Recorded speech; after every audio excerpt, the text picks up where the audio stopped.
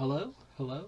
Hello? Is this thing on? Is it on? Is it good? Is it good? Is it beautiful? Hello, beautiful people. Welcome to a sultry Wednesday's cereal.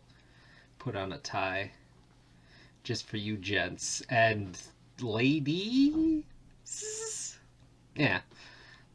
Time for me to face the facts of my demographic. No, honestly, that's not fair. One or two Canadians too, international. I don't know what I'm doing. I'm making a video because it's been a while, and I'm feeling chatty because I had the chat juice. It's apple juice, kids. Honey liquor.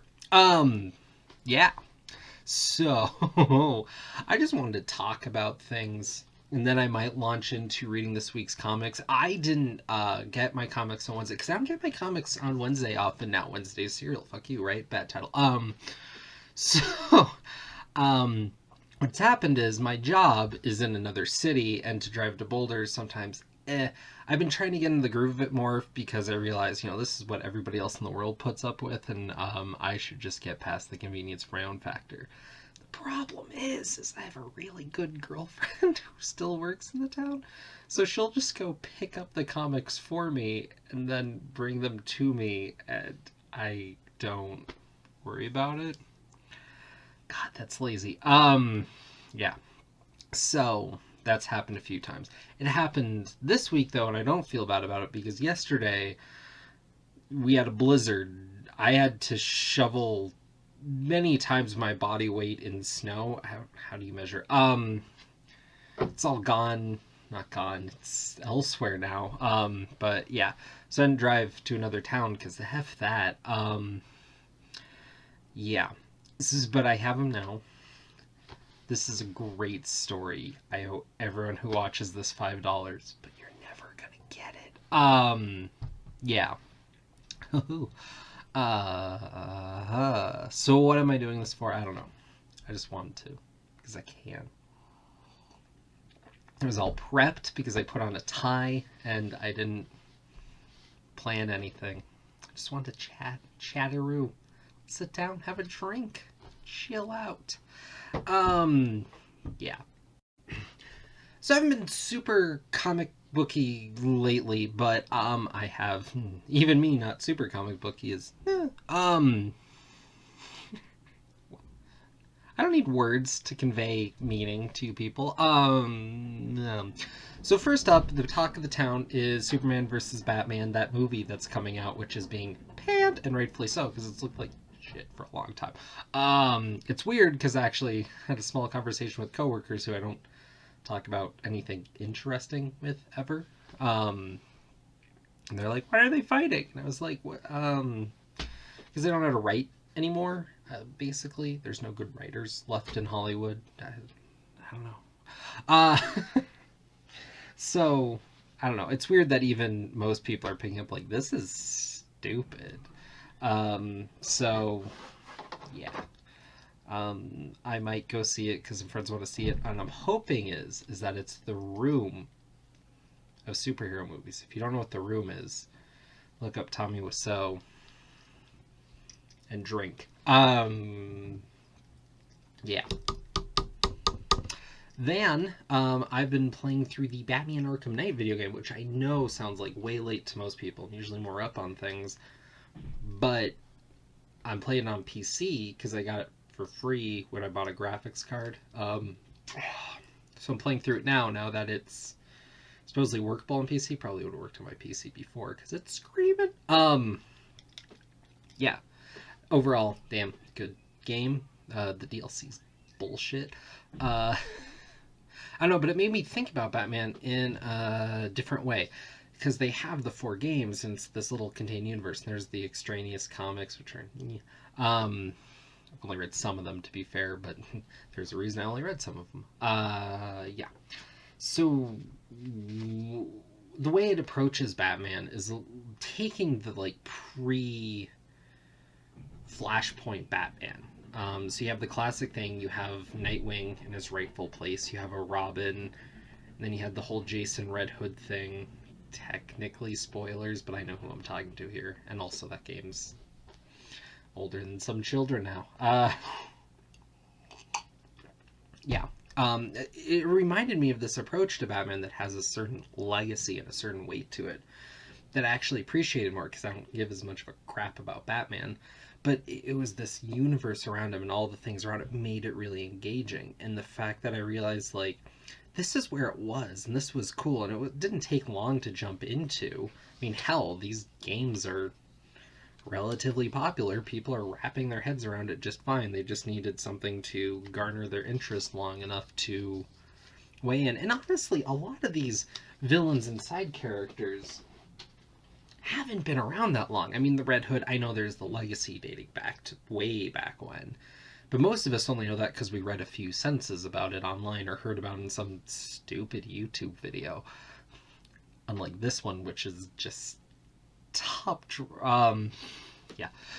But, I mean, like, really, how many comics has the Riddler been in? How many comics has Zsasz been in? How many... well, that's a bad one. Azrael had his own ongoing for a while, but, I mean, how many real relevant stories was Azrael in? Not many. And so it doesn't take long to, like, catch up on these characters and read their origins and the few main points. It makes you realize, like, for the amount of Batman comics there are, the amount of comics that you really need to read to get the overarching Batman story isn't that many. I mean, you need some thing for his origin. You could kind of take your pick. Probably Year One's the best go-to, and think about how relatively recent that is compared to most Batman stuff, and that was forever ago. Honestly, you don't need the Dark Knight Returns because that's out of whatever. I mean, a few stories to understand, like, who Robin is and that place in the mythos, and along the way, you know, like, who the major villains are. But there's a lot of, like, recycled stuff. There's a lot of inconsequential stuff that's just, you know, whatever of the week, which is interesting, but to the overarching story, not that important, because you have origin, you set up your various Robins, knock them down, you set up your villains, and most of the villains, really, you only need the setup. Maybe, I mean, Joker, obviously, beyond that, but, I mean, the Red Hood story is huge, but, I mean, beyond all that, there's not that much that's big to the overall Batman story, and kind of seeing it condensed. And realizing that for a lot of people, Arkham Asylum, years old now, but I mean, of 4 games, that was their introduction to at least a chunk of the Bat mythos, and you lock on immediately, because, I mean, these stories were originally not that many pages, and, like, if you kind of key in, you don't try to play out the mystery, as it were, it doesn't take long.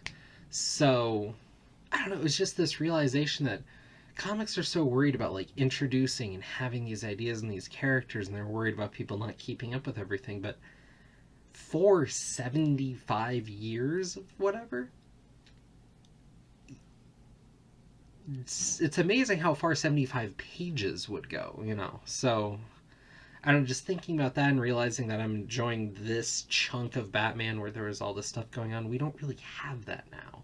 And now it's all being rebooted again. We'll see how that goes, but just I've been wrapping my head around that and trying to dial a lot of that. It makes me want to go back and read my favorite era of DC, which was just like a few years right before Flashpoint and then all that, because that seemed to be when it was the best overall. I mean, there's some good stuff now, obviously some good stuff earlier, I'm not saying that, but overall, as far as like a point in time comic by comic, that's when I think it was best, because you had the legacy stuff, but you also were in the Silver Age or some BS like that. Beyond that, should have grabbed this first. This is bad radio. But great TV, because you get this. I've been reading Mage. That's right. I finished the first volume. There's a second volume that started up clearly later. Highly praised and well regarded, and I've heard about it for years and just haven't had a good shot at reading it. If you don't know, Mage was kind of what put Matt Wagner on the map. Kind of a now a little older, but cool comics guy. And Mage, I mean, as I'm looking through this first volume, like, you can just see him figure things out. Like, when you read the first few pages, the art's okay. I mean, for professional comic standards, not really there, but for actually flipping through something, not bad at all. And then, but I mean, that gets better as you go. But the writing, holy crap, the writing goes from zero to hero. In this volume, I mean, saying this volume's a little bit of cheating. I mean, this thing's like 400 some pages, so it's a beast. But seeing that development is something that I kind of get a thrill out of when you can see that in retrospect from someone who's kind of considered a noteworthy name later. And this isn't his most noted self-published work. This was the first, though, and then Grendel was kind of published alongside it, and that's more of where he got his name. Yeah, I don't know. It's an interesting read. It's not super deep. There's kind of a spoiler about who he is at the end if you haven't read the first volume, which I imagine most of you haven't. So I don't want to say it, but it goes to some literary idea, but it doesn't really, like, it works. I'm not saying it doesn't work, but it just doesn't quite fit everything. Then as they push on, it seems a little more like hokey, whatever. Like, you're hoping it's going to get deeper, and it just kind of ends up being whatever. This is a fun comic. But if you read the back of this, there's some high praise. Like, Kevin Smith says, Mage is hands down one of the best 3 comic book stories ever published since our single-celled ancestor crawled from the primordial muck. If you've never read it before, shame on you. Which raises the question, what are the other 2? I imagine Frank Miller's Daredevil's one of them for him, but I don't know what the other one would be. But this is good. This ain't top 3 and nothing. Except maybe comics published by Comico, which I read a little bit into, and is interesting that something that only published so little could actually survive so long, but it was a different time, different standards back then, and comics sold a lot more. Reading the second volume is a lot more engaging, but this is clearly just like a fun comic. This is nothing deep, nothing that's gonna have you mulling anything over, except for possibly the art. And I mean, Brian Michael Bendis says, this is one of my all-time favorite comic series. You could actually learn everything about the art of comics from reading Mage. No. No. This must be where he got the idea and started writing adventures from instead of any of his good shit, I guess. And Greg Rucka has this long quote about how great Mage is, and I would recommend Mage. I think it's a fun, good read. It's not. There's got to be maybe a little something I'm missing, and maybe there's something in the ending. I just haven't gotten there yet. But there's some storytelling beats, and there's some. This isn't spoiling. There's some conveniences in the way characters are introduced. Is like they're going along their day, and this guy shows up. Is like, hey, oh my gosh, let's hang out of apropos of nothing, and there you go. You go along with it. Fine. That's very Saturday morning cartoon. Fine. It's fun. I'm not judging it for that. I'm not even saying it's bad. I'm just saying it's not the height of storytelling. That's all. So I'm enjoying this, but considering the praise, I was expecting something a little more, so I've been a little hesitant about reading it, like one of those things you need to read, not that you want to read in. No, it's not any more than like chugging through a Batman comic or a Spider-Man comic or anything, just kind of its own deal, which is great. It's fun. It's good. But I feel like the praise on it kind of put in this weird place that I thought I'd have to, put on my head and chug through like a weird Grant Morrison comic at his meta-iest, or Watchmen, and try to mull through all the different things and look for the duality and the splits and the no, none of that. So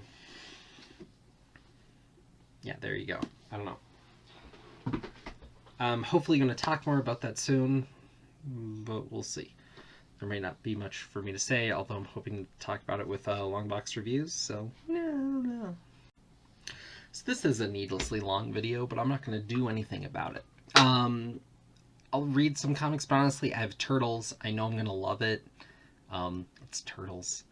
Batman 50, I doubt I'm going to have much to say about it.